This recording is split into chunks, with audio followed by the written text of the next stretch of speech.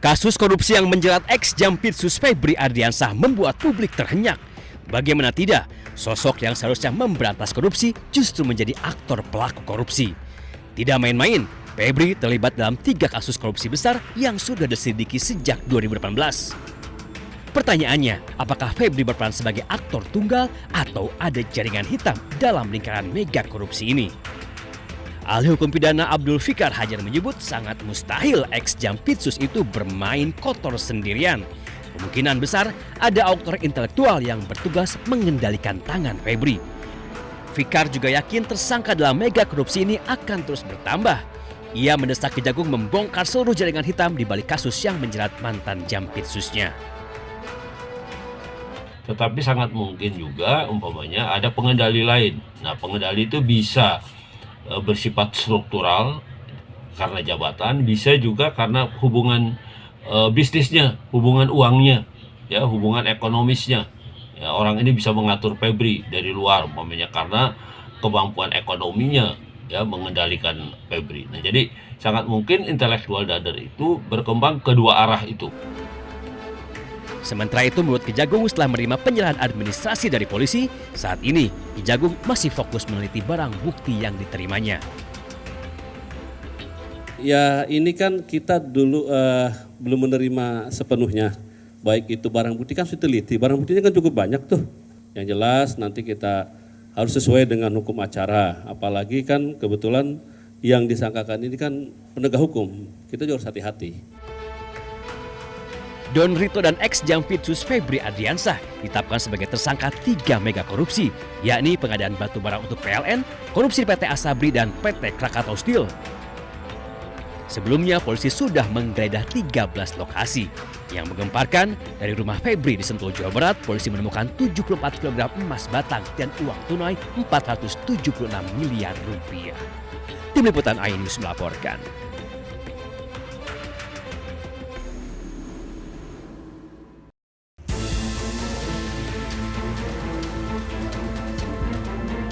Korps Pemberantasan Tindak Pidana Korupsi Polri akan melimpahkan barang bukti terkait kasus dugaan korupsi, 3 kasus korupsi dan tindak pidana pencucian uang yang menjerat ex-Jaksa Agung Muda bidang tindak pidana khusus Febri Ardiansyah dalam waktu dekat.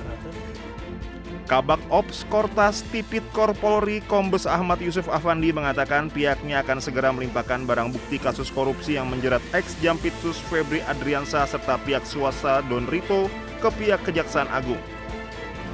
Pelimpahan barang bukti dilakukan setelah kepolisian melimpahkan berkas kasus Febri dan Don Rito kepada Kejagung. Pelimpahan barang bukti itu akan dilakukan secara bertahap untuk nantinya bisa ditindaklanjuti. Sebelumnya, Febri Ardiansyah ditetapkan menjadi tersangka dalam perkara kasus dugaan tindak pidana korupsi dan tindak pidana pencucian uang.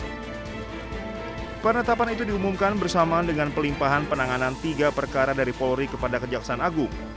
Ketiga kasus tersebut yakni dugaan korupsi batu bara, Asabri, dan Krakatau Steel.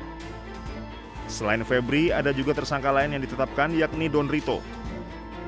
Penetapan tersangka dilakukan setelah penyidik memeriksa 15 saksi, 2 orang ahli, serta melakukan penggeledahan di sejumlah lokasi. Tim Liputan iNews melaporkan.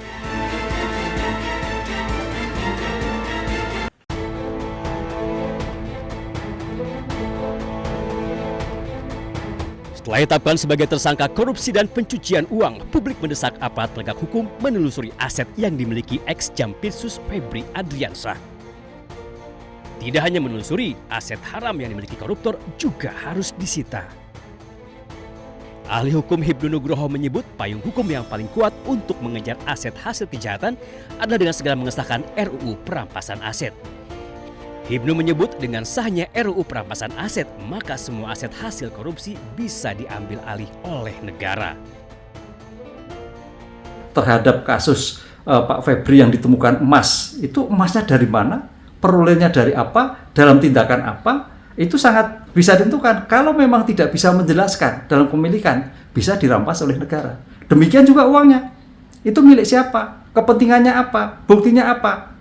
Tanah demikian juga, tanahnya dari mana, miliknya siapa, kepentingan apa. Disitulah yang sebetulnya kalau kita ingin mengadopsi undang-undang perampasan aset di negara government law, itu sudah bisa. Tapi tampaknya pemerintah masih hati-hati melakukan perumusan tindak pidana perampasan aset. Sayangnya sejak usulan Undang-Undang Perampasan Aset digulirkan tahun 2008 lalu, hingga kini DPR belum juga mengesahkannya. Belakangan justru muncul isu jika RUU Perampasan Aset telah dikeluarkan dari program prioritas 2026 dengan alasan melanggar hak asasi manusia. Ketua Komisi 3 DPR RI Habibur Rahman menepisnya. Menurut politisi Partai Gerindra itu, hingga kini DPR masih terus berjuang untuk mengesahkan RUU Perampasan Aset. Jadi nggak benar kalau ada hoax di media massa, ada meme-nya juga, tapi kebanyakan dari akun anonim mengatakan DPR menolak pengesahan RUU Perampasan Aset. Faktanya ini udah 3 masa sidang ini kita terus gaspol RDPU ya. Terus membahas ya pembentukan undang-undang perampasan aset ini. Febri Ardiansyah ditetapkan sebagai tersangka korupsi untuk 3 kasus besar. Uang 476 miliar rupiah dan 74 kg emas ditemukan di rumahnya. Dalam laporan harta kekayaan penyelenggara negara atau LHKPN, ex-Jampitsus Febri Ardiansyah hanya tertera 18,26 miliar rupiah. Sementara jumlah uang tunai yang disita 30 kali lipat dari harta yang dilaporkan. Tim Liputan iNews melaporkan.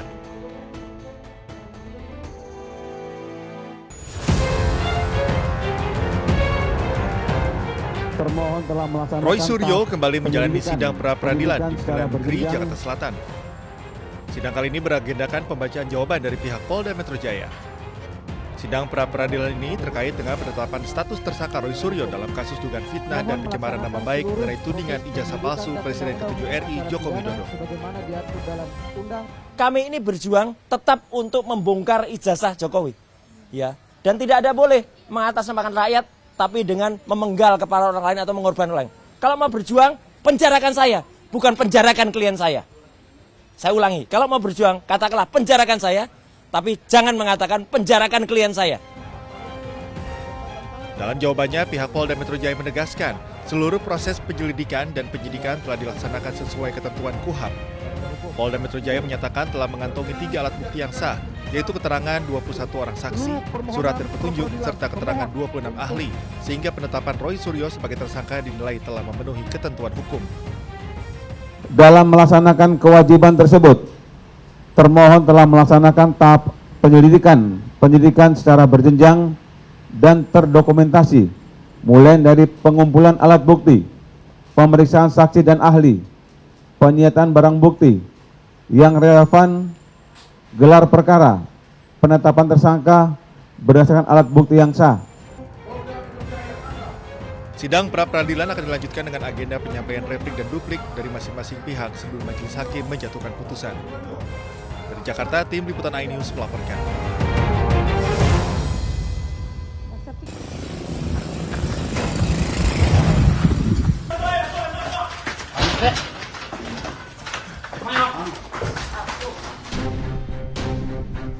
Pelarian Fernando, pria berusia 39 tahun asal Pasaman Timur, berakhir di tangan tim Resmob Satreskrim Polres Solok Selatan. Residivis pencurian hewan ternak yang menjadi buronan ini tidak berkutik saat disergap petugas di kawasan Jorong Durian Taruang, Nagari Lubuk Gadang. Ironisnya, pelaku ditangkap saat sedang tertidur pulas di rumah temannya. Petugas kepolisian mendapati senjata tajam jenis pisau yang diselipkan di pinggang pelaku. Fernando diburu petugas setelah diduga kuat terlibat aksi pencurian 1 unit aki mobil serta penggelapan 1 unit sepeda motor yang merupakan milik anggota keluarganya sendiri. Polisi menyita 1 unit aki mobil hasil curian, sementara itu 1 unit sepeda motor yang digelapkan hingga kini masih dalam proses pencarian intensif di lapangan. Pelaku ditemukan sedang tidur di rumah salah satu rekannya. Dan diketahui juga bahwa pelaku menggunakan senjata tajam untuk melindungi diri. Untuk pelaku sendiri merupakan, setelah dilakukannya penyelidikan, pelaku merupakan residivis perkara pencurian hewan ternak. Guna mempertanggungjawabkan perbuatannya, kini Fernando beserta barang bukti berada di Mapolres Solok Selatan. Atas aksi kejahatannya, pelaku dijerat pasal berlapis tentang pencurian dan penggelapan dengan ancaman hukuman penjara maksimal 9 tahun. Dari Kabupaten Solok Selatan, Sumatera Barat, Budi Sunandar, iNews melaporkan.